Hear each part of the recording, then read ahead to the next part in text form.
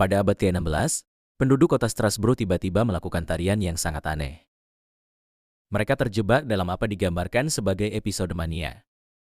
Dalam sejarah dunia, peristiwa ini dikenal sebagai dancing plague atau wabah menari. Selamat datang di AN Night Story. Sebelum mulai pembahasan, jangan lupa tekan tombol subscribe dan nyalakan lonceng notifikasinya, agar kamu tidak ketinggalan cerita-cerita menarik dan hal-hal tersembunyi di dunia. Peristiwa ini dimulai oleh seorang wanita dan segera menyebar ke lebih dari 50 orang lain di kota. Mereka menari hingga mereka pingsan karena kelelahan.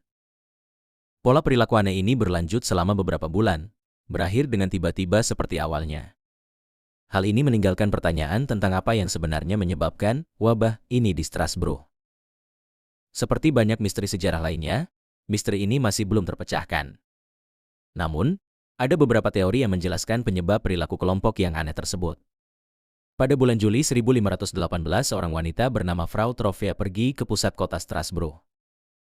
Tubuhnya mengentak-entak dan terus berlanjut sampai dia kelelahan. Ia mulai bekerja lagi setelah dia istirahat. Tidak disebutkan siapapun yang mencoba melakukan intervensi karena pola ini berlanjut selama seminggu penuh. Pada akhir minggu, yang lain ikut serta dalam tarian mengerikan. Sekitar 3 lusin orang mengejang dalam gerakan yang terputus-putus. Selanjutnya, semakin banyak orang yang bergabung dan tanpa terpengaruh oleh wabah menari. Pada bulan Agustus diyakini bahwa antara 50–400 orang terkena wabah itu. Wabah ini dikenal sebagai dancing plague atau wabah menari.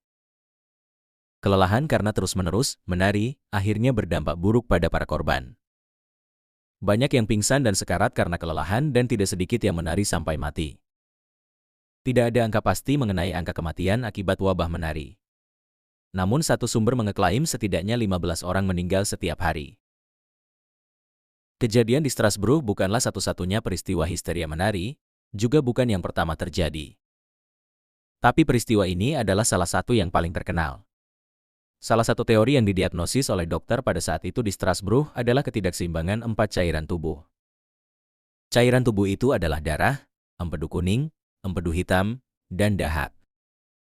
Untuk menyeimbangkan kembali cairan tubuh, maka diputuskan untuk mengizinkan penduduk desa mengeluarkannya dari sistem mereka. Caranya adalah dengan memberi mereka tempat untuk melakukan tarian. Mereka membangun panggung dan bahkan menyewa sekelompok peniup suling dan penabuh drum untuk bermain musik. Penari profesional juga diajak bergabung. Mereka menahan korban ketika hampir pingsan. Meski upaya tersebut telah dilakukan, wabah terus berlanjut. Akhirnya, pria dan wanita dibawa ke kuil Santo Vitus dan didoakan. Ritual pengusiran setan dilakukan dalam upaya untuk menghilangkan kegilaan tersebut. Santo Vitus adalah santo pelindung gangguan saraf dan digunakan untuk melawan chorea, keadaan gerakan kejang yang berulang. Chorea juga dikenal sebagai tarian Santo Vitus. Hal ini tampaknya mengakhiri kegilaan ini, sehingga banyak orang pada saat itu percaya bahwa akar permasalahannya adalah agama. Salah satu teori yang masuk akal untuk menjelaskan fenomena aneh dalam sejarah dunia ini adalah histeria massal dan kepanikan. Keduanya menyebabkan pemicu awal dari satu wanita ke kelompok besar yang semuanya menunjukkan gejala yang sama. Hal ini bisa disebabkan oleh trauma berupa stres psikologis. Sejarawan John Walher menulis bahwa keadaan seperti kelaparan dan wabah penyakit dapat menyebabkan dancing mania. Seperti disebutkan sebelumnya, kota ini telah mengalami perubahan sosial yang radikal pada masa wabah ini. Termasuk reformasi agama dan pembangunan kembali struktur pemerintahan, tambah raid. Jadi, beban untuk bertahan hidup dan menghadapi perubahan gaya hidup yang drastis dapat meningkatkan stres.